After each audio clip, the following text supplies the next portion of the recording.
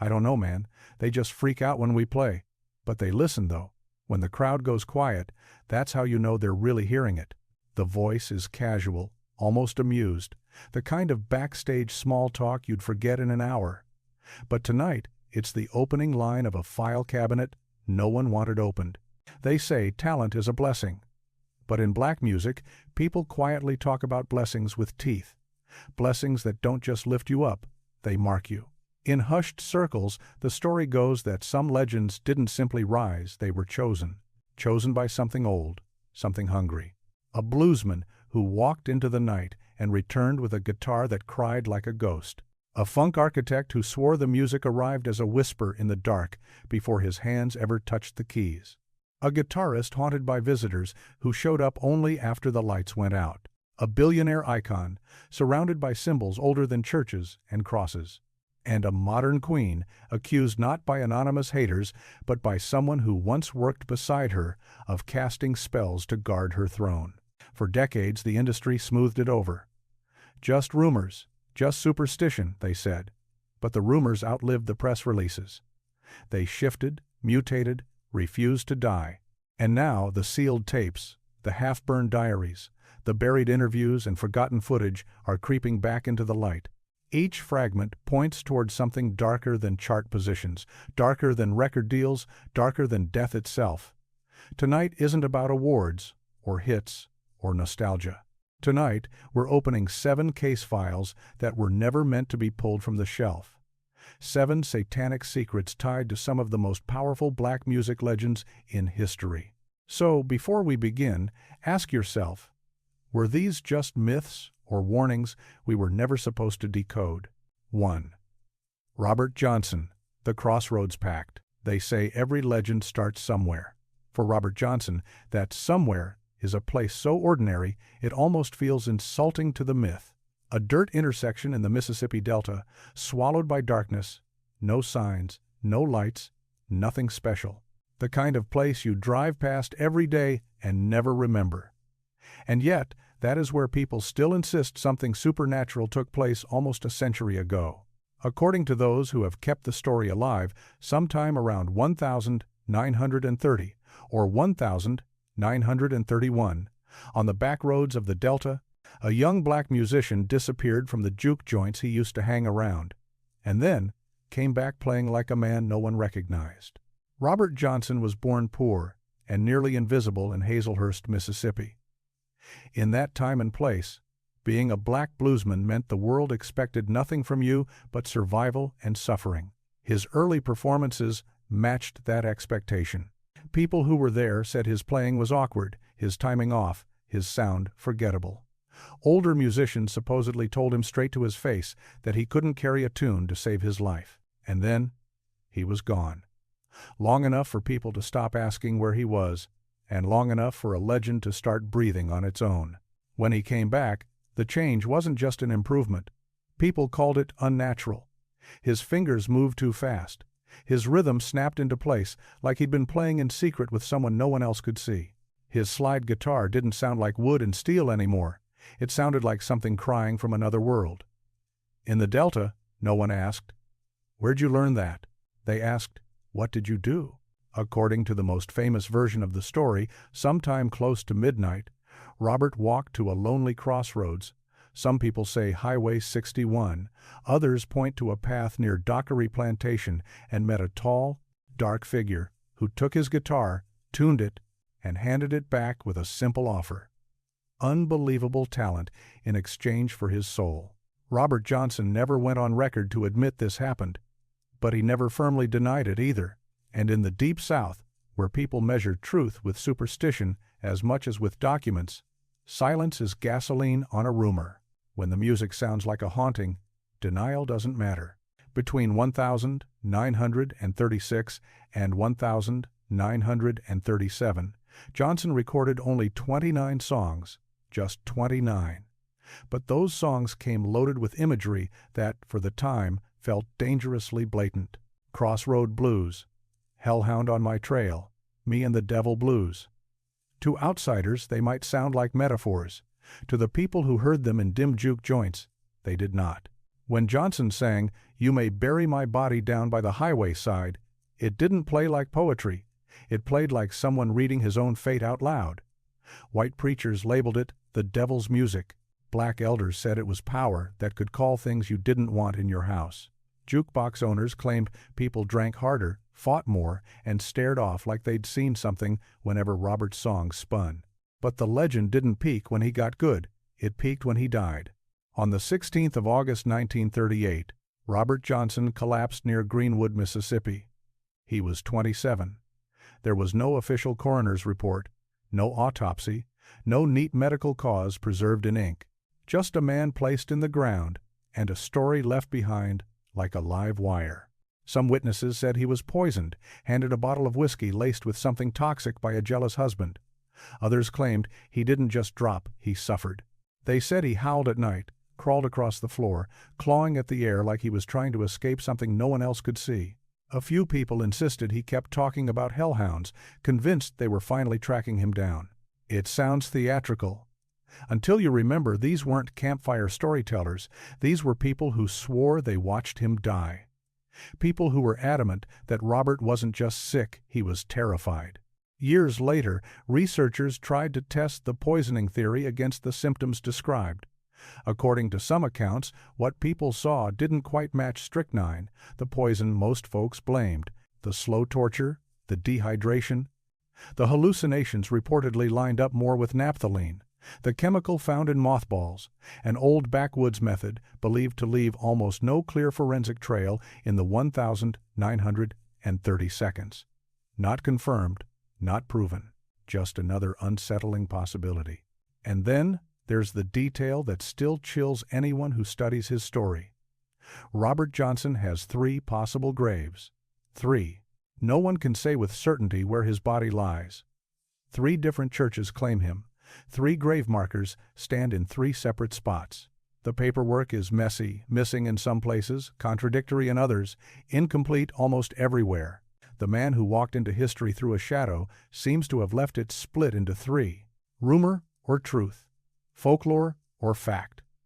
In the end, the labels don't change the pattern. What matters is that almost every official record tied to Robert Johnson's life and death is cracked, smudged, or gone. It's the perfect ground for a myth to spread its roots. A myth the industry later used to sell the blues while quietly ignoring how little they ever bothered to truly document the life of a black genius they exploited. A poor young man from Mississippi, once mocked for his playing, returns with a sound people still describe as possessed. A story of a midnight bargain blows through the Delta like wildfire. A death with no clear cause and no clear grave seals the legend shut. If this was only a story, why do the real documents vanish like smoke? Why, with only 29 recorded songs, does it still feel like Robert Johnson carried something back from that crossroads that never fully left? And if Robert Johnson truly met no one that night, then who tuned his guitar? 2. Sly Stone, the funk prophet who danced with shadows. Before the collapse, before the arrests, before the lost years where people wondered if he was even still alive, Sly Stone wasn't just a star. He was the closest thing Black America had to a musical prophet. In the late 1960 seconds, nobody blended gospel fire, psychedelic swirl, street funk, and radical politics the way Sly and the Family Stone did. On the outside, it was all rainbow clothes, peace signs, and utopian slogans. But behind the posters and magazine covers, there were other stories. Stories the industry rarely repeated. Stories that suggested something else moved with Sly. Something that pushed him, fed him, and later broke him. According to people who lived inside that world, it started around 1968, right after Dance to the Music turned Sly and the Family Stone into household names. Band members noticed a small shift at first. Sly stopped liking daytime rehearsals. He pushed sessions later and later until they were starting at 2 or 3 in the morning. He began demanding that the studio lights be turned completely off. No fluorescence, no lamps, no stage glow, just candlelight. Witnesses said he arranged those candles in strange circles on the floor, patterns no one understood. At first, the band shrugged. This was Sly Stone, After all, eccentricity was part of the job description. But as the months rolled on, the strangeness grew harder to laugh off. By 1969, musicians inside the family Stone camp were whispering among themselves. Trumpeter Cynthia Robinson and saxophonist Jerry Martini would later say they heard Sly talking to someone no one else could see. They claimed he would stop mid-take, glance into a corner of the room, and murmur under his breath as if answering a question only he had heard. Sly told some people it was inspiration, the muse, the groove. Others described it differently. They called it a shadow that always seemed to arrive a step ahead of him. The record that captured this era, There's a Riot Going On, in 1971, sounded nothing like Flower Power or Peace and Love. It was heavy, claustrophobic, murky, clogged with distortion, muffled drums, and background whispers so deep the engineers supposedly couldn't isolate them. One producer said he believed Sly had slipped in reversed chants on certain tracks. Another recalled walking into Studio A and finding Sly alone, chanting over a drum machine for hours, candles flickering around him in what looked like a ritual circle. Sly brushed it off with a grin. "I'm just summoning the funk," he said. Then the symbols started appearing. During the 1972 tours, Sly began wearing oversized rings engraved with eyes, spirals, snakes, and inverted shapes that fans didn't recognize from any mainstream fashion trend. His custom stage jackets carried stitched patterns that some later compared to occult sigils. When journalists asked about them, Sly gave the same answer: "These are my protectors." Protectors from what? He never elaborated. People close to him believed the real turning point came between late 1972 and early 1973, when Sly was introduced to a loose circle of radical spiritual seekers in Los Angeles, a mix of self-described mystics, energy workers, and fringe gurus. Friends claimed he became fascinated with talk of entities, frequencies, and unseen forces. Some insisted he believed dark energies surrounded him. Others believed he was actively trying to contact them. By 1974, the rumors had become impossible to ignore. A longtime roadie for the family Stone said Sly kept a locked-back room in his Bel Air home. According to him, that room was always dark, the air inside thick with incense and a metallic tang he couldn't explain. He said the candles in that room never seemed to go out, even when Sly was on tour. Any time he passed the door, he claimed he felt a weight in his chest, like the room itself was pushing him away. No one outside the inner circle ever confirmed what was inside. When the house was raided on drug charges in 1975, official reports said nothing about a ritual space or a sealed room. What the documents did record were Sly's symptoms: crushing paranoia, sudden disappearances, violent mood swings, and the voices he told people he couldn't drown out. One close friend remembered a conversation from 1976 that never left him. Sly reportedly said, "Something came with the fame, something I didn't ask for." The friend assumed it was the drugs talking. Maybe it was. Or maybe Sly was circling back to the same mystery the rumors had built around him from the beginning. As Sly stepped away from the spotlight in the 1,980 seconds, choosing anonymity and isolation over stages and cameras, his story grew even darker in public imagination. A handful of journalists who tracked him down claimed he still refused to work in brightly lit studios. Instead, he preferred dim rooms, colored bulbs, and nights that melted into mornings. Some people who saw him during those years said he kept crystals and stones laid out around his equipment in star-shaped designs. In 1991, a backup singer claimed Sly once told her, "Music is a spell. You don't cast it alone." The industry rarely mentioned any of this. The more chaotic his personal life became, the more they dismissed the rumors as the side effects of cocaine, pressure, and fame. But the timing never stopped feeling suspicious. The midnight recording sessions, the whispered conversations with empty corners, the strange symbols, the locked room, the sudden, almost violent falling off of a genius who had once felt unstoppable. Sly Stone never sat down for an interview to confirm these stories. He never stood up to deny them either. And maybe that's why his legend feels different. Because while other artists only flirted with the idea of darkness, People say Sly stepped into it with open arms and never truly came back out. 3. Jimi Hendrix, the guitar god and the night visitor. If Robert Johnson was the whisper in the fields, Jimi Hendrix was the storm that stepped out of that same darkness and plugged straight into an amplifier. But unlike Johnson, Jimi didn't grow up on dusty crossroads and juke joints. He came out of Seattle in the 1942, a city wrapped in war tension, poverty, broken homes, and the kind of childhood chaos that leaves marks you can't see on the skin. And yet, by the mid-1960s, when he walked on stage, it felt like something beyond ordinary human skill slipped into his fingers. The question people kept asking wasn't just how he played. It was, what was playing through him? By 1966, when Jimi formed The Experience and started tearing through London's club circuit, musicians there whispered the same line over and over. He plays like he's possessed. It wasn't just flattery. Guitarists who had seen everything admitted they didn't understand what he was doing. According to one famous account, Eric Clapton himself walked off stage after hearing Jimi play, shaken and pale, reportedly muttering, "I can't compete with this." For some, it felt like the same curse people once attached to Robert Johnson, a gift so extreme it didn't feel like it belonged to a mortal. And then, the dreams began. People close to Jimi later said he often woke up in the middle of the night, drenched in sweat, breathing hard like he'd been running. He told them he'd seen a tall figure standing in the corner of the room, just watching. His girlfriend, Monica Danneman, later wrote that Jimi spoke repeatedly about a presence that followed him, especially after shows.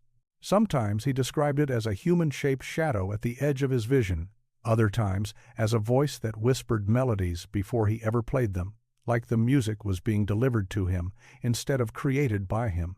And according to those accounts, the more famous he became, the louder those unseen voices seemed to get. The moment that haunted Monica most supposedly happened in late 1969 during the chaotic stretch between Woodstock and his European tours. She said Jimi confessed to her, "Sometimes I feel like I'm not alone up there. Something else is playing." She assumed he meant the drugs, the adrenaline, the pressure. Maybe that's all it was. Maybe it wasn't. During this same period, the music itself shifted into stranger territory. Take 1983, A Merman I Should Turn to Be, recorded in 1968. On the surface, it's a psychedelic epic, but to many who sifted through his lyrics, it sounded more like a man planning to abandon this world entirely. Paired with Jimi's personal sketches and journal fragments, drawings of eyes, portals, stairways to nowhere, unexplained symbols that no one recalls him ever decoding, the whole picture started to feel less like pure art and more like ritual, like he was mapping something he didn't have the words to talk about directly. Everything tightened in 1970, his final year. Friends described Jimi as increasingly jumpy and sleep-deprived, glancing over his shoulder, convinced someone or something was watching him. According to people in his circle, he kept saying, "They want something from me," but never clearly identified who they were. Hotel security staff claimed he began insisting that all windows be completely covered, even during daylight hours. No open curtains, no uncovered glass. As if he didn't just fear stalkers or cameras, but the feeling of being exposed to whatever he thought was closing in. In a July 1970 interview, when a reporter casually asked about death, Jimi replied, "I'm not afraid of it. I already know who's coming for me." The journalist laughed, treating it as rock star bravado. People who knew Jimi well said it didn't sound like a joke when he said it. Then came the 18th of September, 1970, the day the world officially lost him. The official version is simple on paper. Jimi Hendrix died after aspirating his own vomit, triggered by a barbiturate overdose. Case closed. But the details surrounding that morning have never fully settled. Paramedics who arrived at 11:27 a.m. said Jimi had no pulse by the time they reached him. Yet, despite reports of massive regurgitation, his clothes were described as being surprisingly clean. Medical staff later said they found red wine deep in his lungs, but not spilled all over the bed around him. That led to one chilling question. How does someone drown in wine without leaving obvious traces of it on the scene? Then there was Monica's timeline. At first, she said she had been with him through the night. Later, she claimed she wasn't in the room at the critical moments.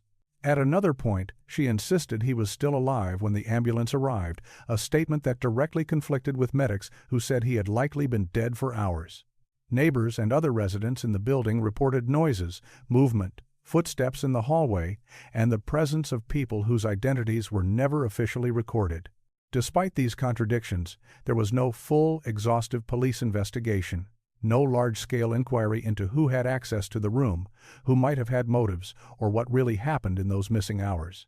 The case was effectively closed within a very short window, leaving questions hanging in the air like smoke. Years later, people in Jimmy's circle would talk more openly about the pressures he was under. They described business conflicts, management wars, financial disputes, and a contract he was reportedly desperate to escape.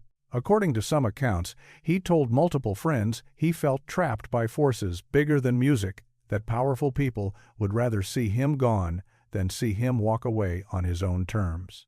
Even his road manager suggested Jimmy feared he might be taken out before he could fully regain control of his art and money. But the darkest thread in the story is a detail Monica reportedly shared only once, then never repeated in depth. She claimed that on the night before he died, Jimmy turned to her and said, "It's coming back tonight." When she asked what it was, Jimmy didn't answer. He just shook his head. Maybe it was a metaphor.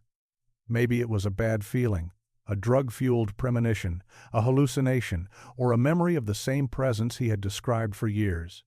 No one knows. No one ever dug long enough or deep enough to find out. What remains is this: Jimi Hendrix didn't just die young.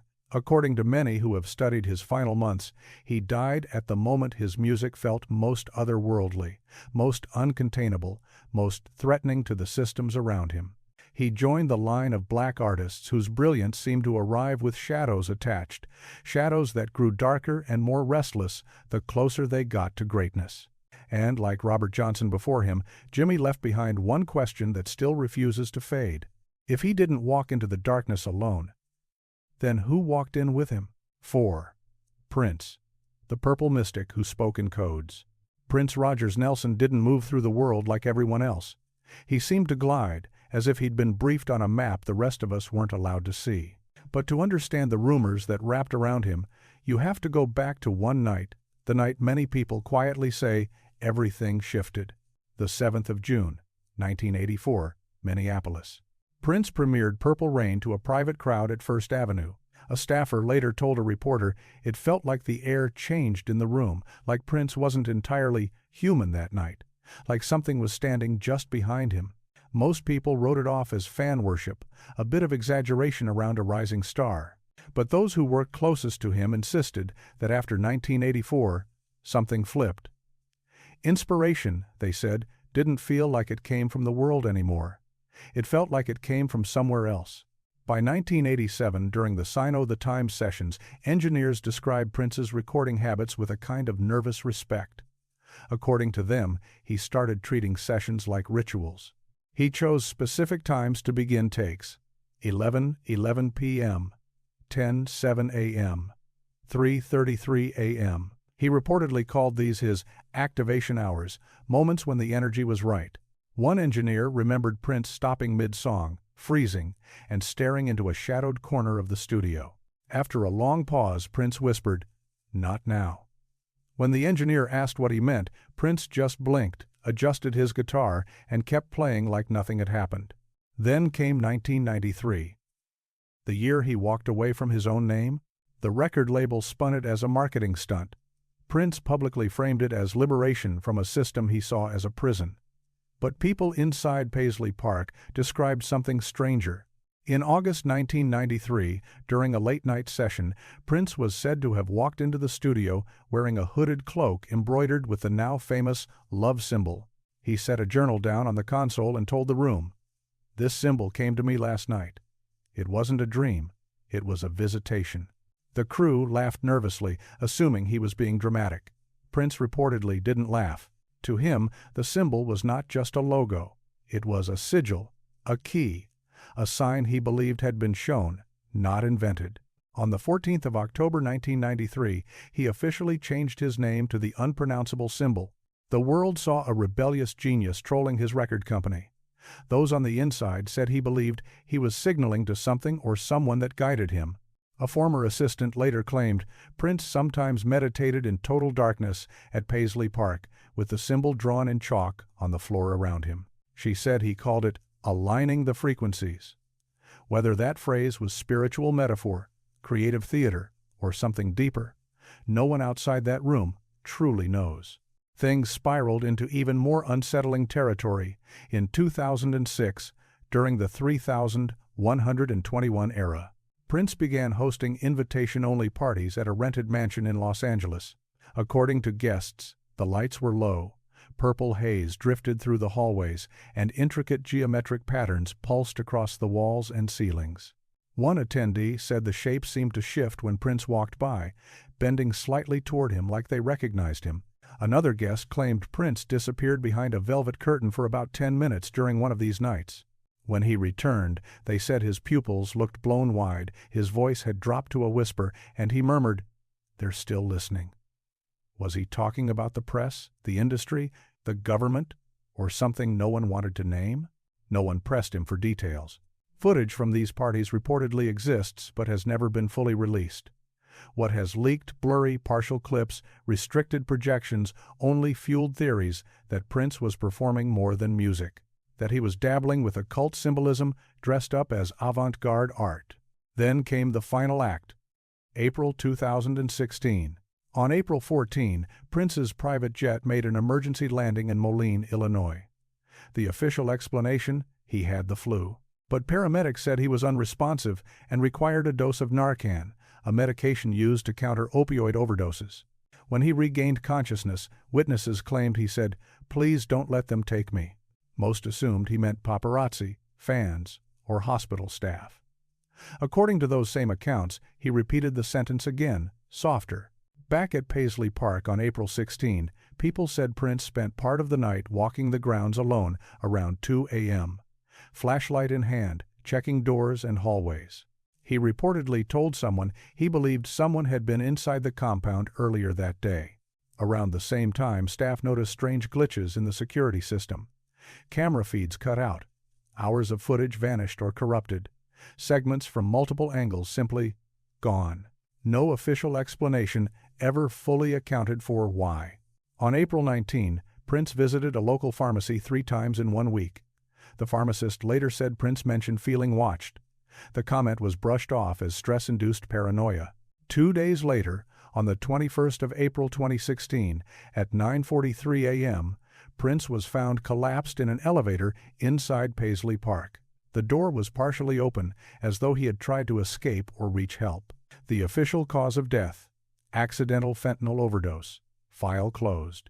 But around the edges of that file, the unanswered details piled up. His laptop and personal writings were said to have disappeared from the building within 24 hours. Surveillance footage from the night before was corrupted. Several employees later claimed they saw a person dressed in black leaving the property around 8 a.m., a detail that never appeared in the final police summary. Then there were Prince's own warnings. In a 2015 interview, just a year before his death, Prince looked straight into the camera and said, "There are dark forces in this industry, bigger than you think." People chuckled when he said it on camera. No one was laughing the morning he was found on that elevator floor. Prince was not just a songwriter, not just a performer. He was a codebreaker, a man obsessed with hidden meanings, spiritual currents, and systems of power behind the curtain. And maybe that was the problem. The closer he seemed to get to whatever pattern he thought was guiding his life, the faster the shadows seemed to close around him. Prince didn't only surround himself with symbols. According to those who watched him most closely, he lived inside them. He used them as shields, messages, and keys. And when he died, the music stopped. The questions didn't. The symbols stayed behind, outliving the man who believed they had been sent to him from somewhere beyond the stage lights. 5. Beyoncé, the modern queen, accused by her own shadow. People don't really fear power. They fear the moment power stops looking human. And somewhere along Beyoncé's climb, somewhere between the Grammys, the world tours, and the billion-dollar empire, her success crossed that invisible line. The line where admiration starts to warp into suspicion, and suspicion turns into something much darker, not because of what she did under the spotlights, but because of what people swore they saw in the shadows behind her. Beyoncé Giselle Knowles-Carter was never treated like an ordinary talent.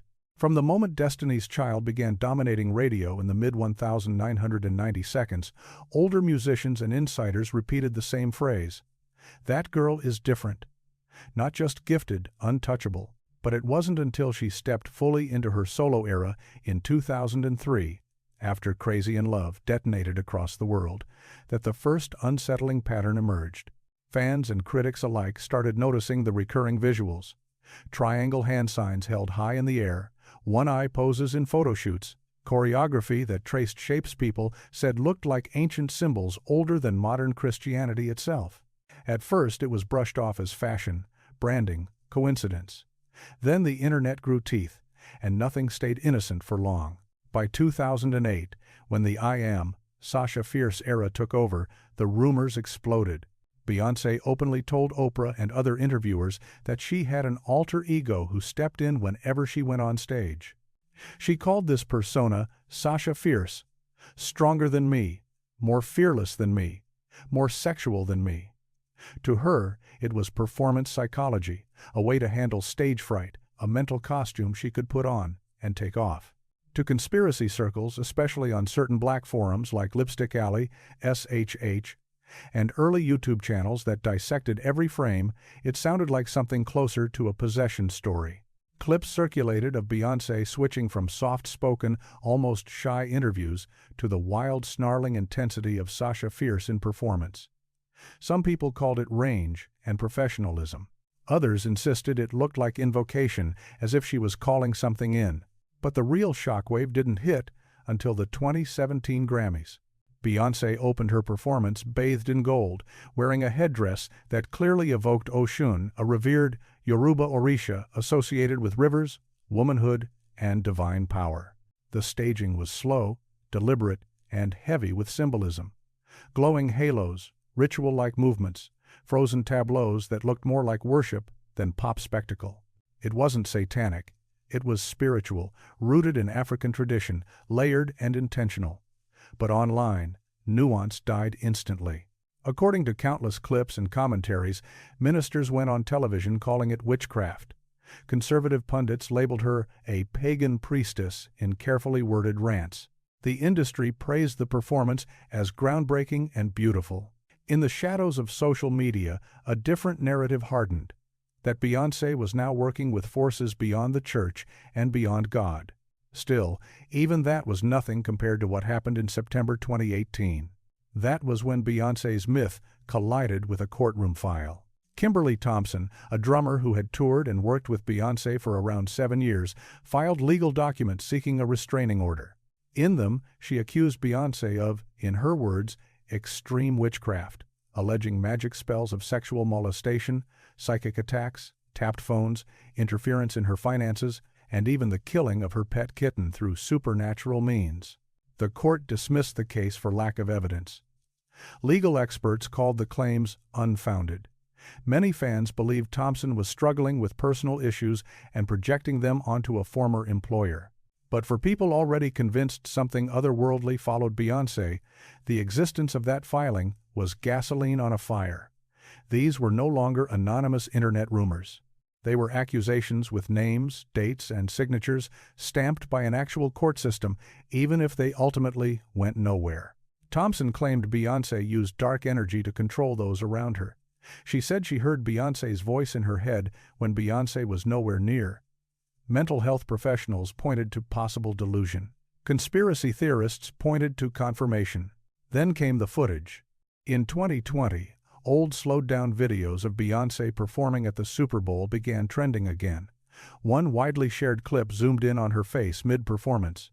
For a split second, her eyes widened at a strange angle, her features contorting into something almost feral. Screen captured at the wrong frame, it looked disturbing. Most viewers and professionals chalked it up to intensity, motion blur, and an unflattering freeze frame, the kind of moment any performer would beg not to see paused. But millions online dubbed it the demon face. Reaction channels did frame-by-frame breakdowns. TikTok accounts and YouTube creators claimed she had shapeshifted. According to reports, at least one preacher even used the clip in a sermon titled "The Devil Works Through Beauty," holding her image up as Exhibit A. Whether viewers believed it or not, the clip spread faster than any official explanation. The image of Beyoncé mid-contortion became another brick in a wall of suspicion. Then came Renaissance in 2022. The album was a lush, unapologetic dive into house, ballroom, and black queer tradition. Critics called it liberation, a love letter to underground cultures, a reclamation of spaces long ignored by the mainstream. Conspiracy channels saw something else. They dissected the horse imagery, the chrome bodies, the mirrored masks, the metallic halos. Artists and fashion historians talked about Afrofuturism and queer history. Online theorists talked about occult signaling and ritual staging. The more Beyoncé pushed her visuals into mythic, surreal territory, the easier it became for people to pin every esoteric tradition they'd ever heard of onto her. Yoruba spirituality, Masonic symbolism, Illuminati lore, ancient feminine cults, shadow magic, Egyptian mysticism. None of it was proven. All of it stuck. But what makes Beyoncé's case stand apart isn't the content of the rumors, it's the silence that follows them. Other artists clap back, mock the conspiracies, or address them head-on. Beyoncé never does. She doesn't speak on the witchcraft allegations. She doesn't break down her symbolism for the public. She doesn't correct the strangest theories. She lets them hang in the air, heavy, unanswered, unresolved. And in a culture starving for explanations, silence often gets mistaken for confirmation. Maybe that's why the rumors feel immortal, almost bulletproof. Maybe that's why her shadow, in some people's minds, now seems bigger than any actual scandal attached to her name. Or maybe the truth is simpler and uglier. Maybe Beyoncé's power expanded so fast, so far, so improbably beyond what people think a black woman in America is supposed to reach, that a supernatural explanation was the only way some minds could process it. Because when a black woman becomes that powerful, history shows America rarely just lets her exist. It builds a myth around her, a story designed to drag her back down to earth, even if that story has to come wrapped in demons, spells, and whispered accusations of the dark. 6. Tina Turner. The curse she chanted her way out of. Every legend has an origin. But Tina Turner's story doesn't start with stadium lights or platinum records. It starts with fear. A kind of fear so old and heavy that, even decades later, people still whisper about the shadows that lived inside the Turner household. And the darkest whisper of all claimed Tina didn't just escape a violent husband, she escaped a curse. Before the world crowned her the queen of rock and roll, Anna Mae Bullock was a young black girl in Nutbush, Tennessee, growing up in a home where faith, superstition, and terror sat at the same dinner table. Church hymns, old folk beliefs, and sudden flashes of violence were all part of the same air she breathed. But the real turning point, at least according to those who tell it, came in 1957 at Club Manhattan in St. Louis. That was the night she met Ike Turner. Ike wasn't just a band leader. People who worked with him said he was obsessed with control, emotional, physical, and, some believed, spiritual. Musicians in his orbit claimed he talked about energies, protective rituals, and symbols he believed would keep his music and his name on top. By 1960, after Tina joined the Kings of Rhythm and recorded A Fool in Love, Ike began pulling her away from everyone else. Former bandmates said he slowly cut off her access to friends and family, positioning himself as the center of her universe. According to multiple people who were around them then, Ike kept odd objects in the house items he referred to as protectors. Small bones, carved markings, candles that were lit even when no one seemed to be using the room. To outsiders, it might have looked like eccentric decor. To those living inside those walls, it felt like the air itself changed depending on Ike's mood. The darkest rumor came from a backup singer around 1963. She claimed Ike kept a locked room in the house, a room Tina was told never to enter. According to her, inside that room were candles arranged in circles, mirrors facing each other at strange angles, and a table covered with handwritten pages. A roadie later insisted Ike believed those pages contained power phrases, chants he used before major shows. Another person claimed he once saw Ike pacing in that room with the lights off, muttering, "She's mine, she'll never leave," over and over. No police file ever confirmed such a room existed, but almost every early member of the Ike and Tina camp seemed to have a story about it. Things only intensified after the two married in 1,962 inches, Tijuana, Mexico. According to Tina's own later accounts, Ike's violence escalated quickly after that. What she didn't always share publicly were the moments that didn't feel entirely normal. Tina reportedly told a close friend that during some of Ike's worst attacks, he would go blank. His eyes turned empty, his face drained, as if somebody else had stepped into his body. Whether that was trauma, substances, or something harder to name, those details fed a growing belief that Ike wasn't just hurting her, he was spiritually draining her. By 1973, Tina was breaking. She later admitted she attempted suicide that year by overdosing on sleeping pills. But in a more private conversation, she was said to have described the feeling differently. Not just depression, but a sense that she was being suffocated from the inside, that her spirit was dying faster than her body. Those words, once they leaked, became fuel for the rumor that she wasn't only trapped in a bad marriage, she was caught in some kind of unseen grip wrapped around Ike. Then, everything snapped in 1974. Before a concert in Dallas, Ike reportedly beat Tina so badly she was left bloody and dazed. That night, she fled the hotel with nothing but a small bag, her clothes torn, her face swollen, and ran barefoot across a freeway to a nearby Ramada Inn. A housekeeper later recalled seeing Tina in the hallway, sitting alone, humming something under her breath. It wasn't a church hymn, it wasn't in English. She was chanting.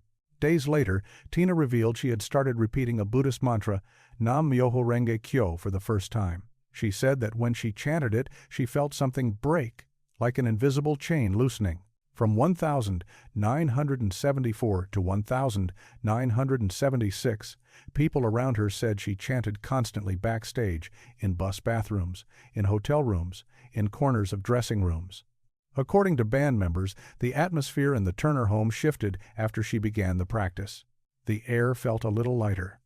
Ike's rage, they claimed, became more erratic, as if he could sense that whatever hold he had on her was weakening. Some people insisted Ike accused her of breaking the balance, a phrase that confused even those who had known him for years. On the 1st of July 1976, after yet another violent incident in Dallas, Tina finally made her move. She left Ike with only 36 cents and a mobile credit card, walking away from the man, the band, and the life that had nearly killed her. To the public, it became a story of survival and courage. To many in the black music community, it looked like something more a woman, who had cut a spiritual cord that had been tightening around her for years. After Tina left, Ike's life unraveled. His addictions worsened, the band collapsed, the house and the so-called ritual room, if it truly existed, were left behind. When Ike moved on, nothing resembling that room was ever documented officially. For the first time in her adult life, Tina Turner said she felt like she could breathe. But the strangest part of the story began after she escaped. In 1984 and 1985, as Tina roared back into the spotlight with Private Dancer and a global comeback that rewrote music history, several old friends from the Ike years made the same eerie observation. She looks lighter, they said, like somebody took a weight off her soul. Some believed her constant chanting had spiritually cleansed her. Others whispered that she had finally broken a curse one placed on her by Ike, whether he meant to or not. The truth? Nobody can say for certain. Tina herself never used the language of curses. She talked about pain, trauma, faith, and survival, not hexes. But the rumors refused to die because, for anyone who watched that story in real time, it rarely felt like she was just fighting one man. It felt like Tina Turner had gone to war with something inside him, something that wanted to own her completely. And somehow, she walked away. 7. Pharrell Williams, the man who never seemed to age. Some rumors are born as jokes. With Pharrell, the joke refused to die. Pharrell Williams stepped into the spotlight in the late 1990 seconds. But online, people insist he never stepped into time. When early Neptune's photos from 1998 resurfaced in the 2010 seconds, fans stared at them next to his current appearances and noticed something that made the good genes explanation feel thin. He didn't just look similar. According to countless side-by-sides, he looked almost exactly the same. The internet did what it always does. It turned confusion into comedy. Vampire energy, people joked. Eternal youth. Immortal skin. Then someone dug up a portrait from the 1800s, a painting of a black man whose face, jawline, and eyes looked eerily close to Pharrell's. The image spread at light speed. Comment sections didn't laugh. They screamed. And instead of calming down, the timeline only got stranger. In 2003, during early NERD tours, a backstage fan later claimed Pharrell's skin looked so smooth it reflected stage lights like polished glass. Another person said that when they shook his hand, his pulse felt unusual, slow, calm, almost too steady for someone who had just left a roaring stage. Those stories sounded like exaggeration until more whispers began surfacing. By 2006, a stylist who reportedly worked with him during rehearsals said she had never seen him sweat. Hours of dancing, jumping, moving under hot lights, and, according to her, not a drop of perspiration. She was quoted as saying, "I've never seen a human body react like that," though the comment stayed mostly in the shadows of gossip and quiet interviews. The rumor remained an inside joke until February 2014, when British GQ asked Pharrell directly about his youth. On camera, he smiled and gave the safest possible answer. "I exfoliate and I drink lots of water." It should have ended there. But people studied the footage, frame by frame. They claimed his eyes didn't quite match the smile, too calm, too practiced, like he was repeating a line he'd said for decades. Days later, a cut fragment from the same interview surfaced online. In it, Pharrell reportedly added a line they didn't broadcast in full. "Water connects us to energies, not from here." The clip ended abruptly, mid-thought, as if it had been edited down. Fans replayed that fragment millions of times. For some, it was meaningless. For others, it was their first proof that Pharrell believed his youth was tied to something more than skincare. But the obsession didn't hit full speed until 2017, during the Hidden Figures promo cycle. According to online accounts, Pharrell's team briefly uploaded raw B-roll footage. Pharrell in a dressing room lit with harsh overhead fluorescence, no filters, no soft edges. In the clip, he turned toward a mirror, and for 2 frames, just 2, his reflection appeared to lag half a beat behind his movement. To most eyes, it could have been a camera glitch, a compression error, a tiny technical hiccup. But viewers who watched closely insisted something else was off. The cameraman's motion, they said, stayed in sync, while the mirror image did not. The video disappeared within minutes. But nothing truly vanishes from the internet. Fans who screen recorded it slowed it down, zoomed in, and posted it everywhere, dubbing it immortality evidence. For them, the rumor had crossed a line. It was no longer about skin, it was about reality, bending in the background. Then came the ritual story. A producer who said he worked with Pharrell during the GIRL sessions around 2013. 2014 later described something he never forgot. According to him, one night at midnight, he walked into the studio and saw a geometric circle sketched in chalk on the floor. Intricate lines and angles forming a pattern only Pharrell was allowed to step inside. The producer claimed there was a low humming sound in the room, rhythmic and steady, like a wordless chant. He swore the temperature dropped when he approached the doorway. When he mentioned how strange it felt, Pharrell reportedly smiled lightly and said, "That's how we stay young." The producer assumed it was a joke until he realized Pharrell wasn't laughing along. Other strange details began leaking from different corners. An engineer from NERD's touring days said Pharrell once sat down to meditate and stayed perfectly still for nearly 5 hours, barely shifting, like a living statue. A fashion photographer claimed that during a misfired camera flash, Pharrell's eyes briefly glowed amber in the raw, uncorrected image. A dancer said that during a rehearsal under strong overhead lighting, she noticed something that made her skin crawl. Everyone on the floor cast a shadow. For a few seconds, she insisted, Pharrell did not. None of these accounts were ever verified in official reports. All of them slipped onto blogs, podcasts, and comment threads where they spread like folklore.